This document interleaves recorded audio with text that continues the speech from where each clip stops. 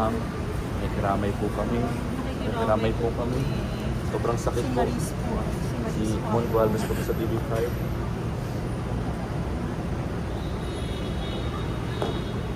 Pwede po ba kami kahit na Kahit maikli lang po na mensahe o pananalita lang po.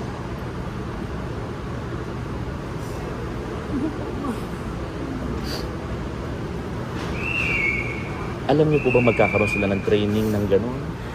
Sir, kung pumunta kami dito sa Maynila, sabi nila, nakausapin kami nila. Kung nag-orient sila, hindi talaga nila sinabi na magkakaroon ng training na gano'n. Kasi kung sinabi pa lang nila, matanong ko na sa anak ko, kaya mo ba yun? Para madesisyonan namin. Hindi ko alam ba't gano'n ang nangyari. Ang bigla na lang nag-text yung anak ko. Sabi niya, mga 1 week siguro wala akong cellphone. Kasi yung may training kami dun sa Baler.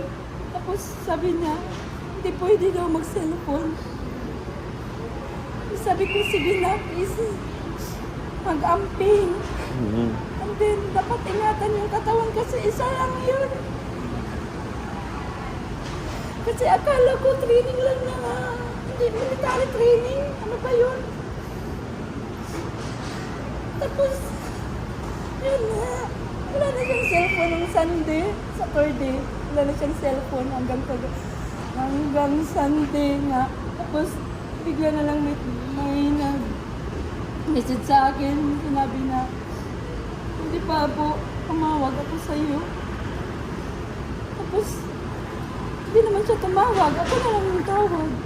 Pagtawag, tumawag na ako. Sabi niya, ma'am, aksidente po si Rene. Nalunod po. Yun, malaking talagang tanong ko. Ba't napunta doon sa lagat?